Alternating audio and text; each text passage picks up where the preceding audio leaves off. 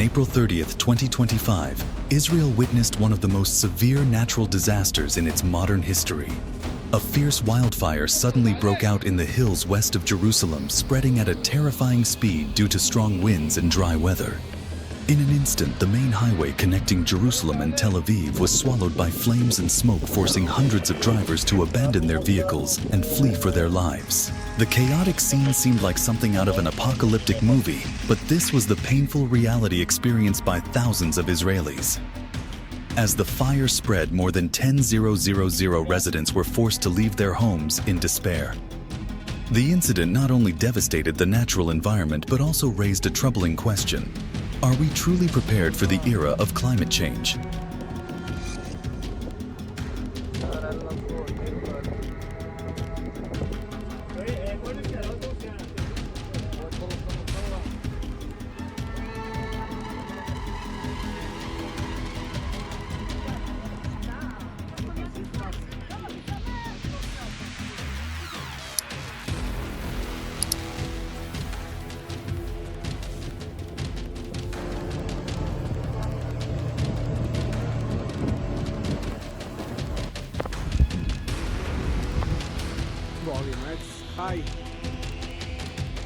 The first flames were detected near the edge of the Jerusalem forest at noon on April 30th.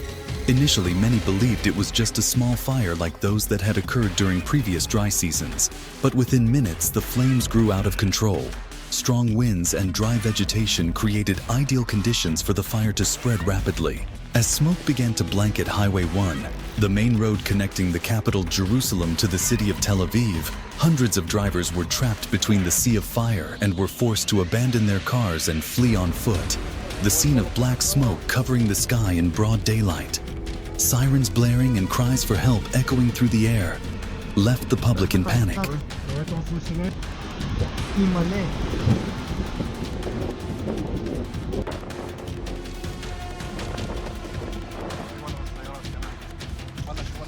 Within just a few hours, the fire had spread beyond the initial containment efforts, burning more than 17 square kilometers of forest grasslands and farmland.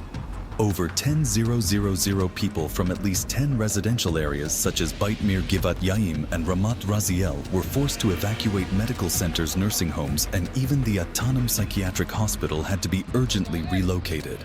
In the chaos, there were reports of 2 patients temporarily missing, raising concerns for the safety of vulnerable individuals. The Israeli government quickly declared a national state of emergency. More than 120 firefighting teams and 12 firefighting planes were mobilized from the army and other provinces. However, many roads were closed and visibility was severely reduced due to smoke and ash, causing significant difficulties for rescue operations. In response to the emergency, Israel received international support. Italy and Croatia sent firefighting aircraft, while countries like Greece, Cyprus, and Bulgaria were also requested to assist. However, reports stated that some nations declined to help, making it more difficult to fully extinguish the fire quickly. Emergency medical teams were also deployed widely. Dozens of ambulances and rapid response motorcycles were stationed along key routes, ready to assist those injured or trapped. At least 20 people were reported injured, most due to inhalation of toxic smoke or minor burns, with children and the elderly being particularly vulnerable.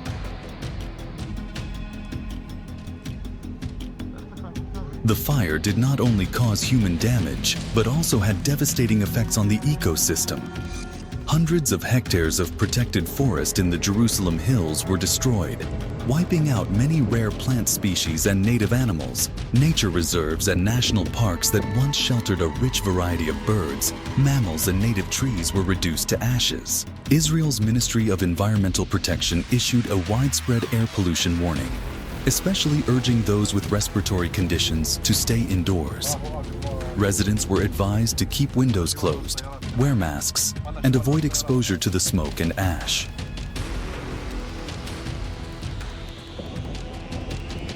Beyond the environmental and social impacts, this fire raised serious questions about its cause.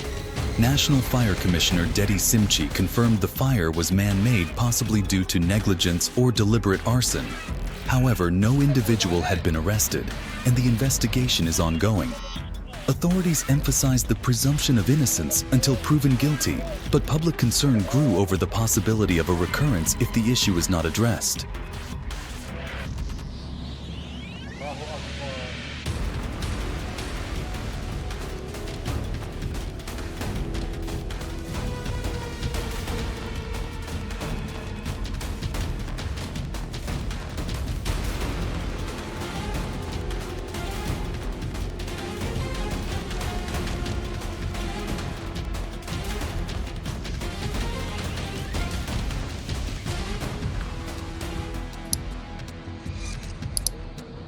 What began as a seemingly ordinary natural event quickly escalated into a national disaster in Jerusalem.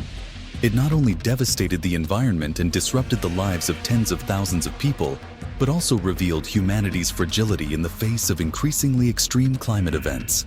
When the fire dies down, the smoke clears and roads reopen, the people will face a long road ahead, rebuilding homes, infrastructure, and natural habitats. But perhaps the greatest challenge is figuring out how to prevent similar disasters in the near future.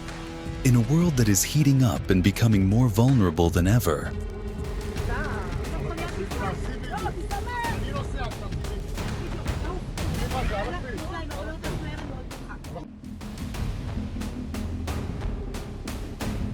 as the fire was gradually brought under control and roads began to reopen, the people of Jerusalem faced a painful reality.